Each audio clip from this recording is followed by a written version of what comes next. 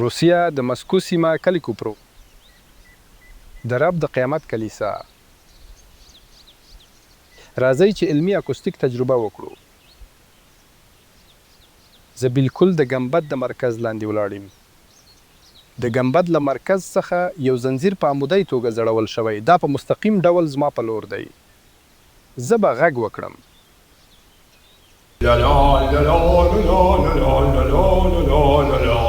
زه به شاوخوا حرکت وکړم.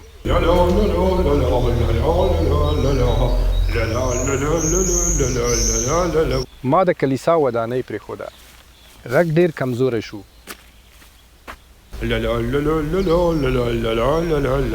زه به بیرته لاړ شم. واورئ چې غږ څنګه بدلیږي.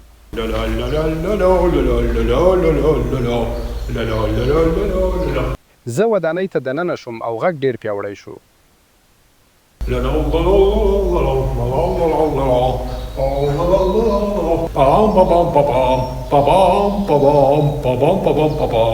د ګمبد د مرکز لاندې غږ نور هم لوړیږي. زه په نورمال حجم کې خبرې کوم او غږ په ځواکمن ډول غږیږي. د کلیسا ودانۍ د اکوستیک ریزونټر ده. د لرګیو فرش نشته. ځمکه نرمه کوي او په جزوي ډول غږ لندوي. دلته یو آرامه پوړ و. فرش د اکوستیک ګونج ته وده ورکړه.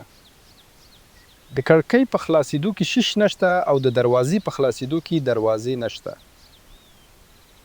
د غږ څپې په نه بدلیدونکي ډول باطل ته ځي. تصور وکړئ چې زه په تیرو وختونو کې څومره قوي ګونج درلود. بل په زړه پورې ټکي. د معبد ګونج د ټیټ فریکونسي سره سمون لري.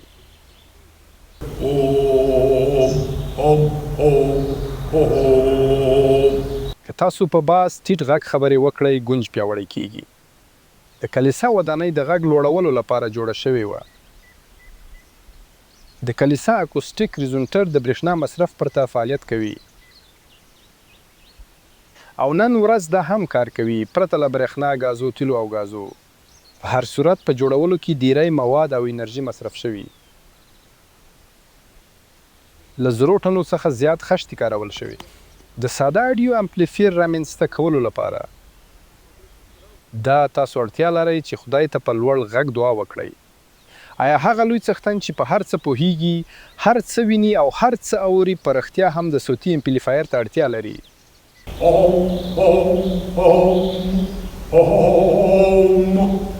ساين او مذهب نشي کولای دې ساده پوښتنو ته ځواب ووایي. تاسو باید دا په خپله معلومه کړئ.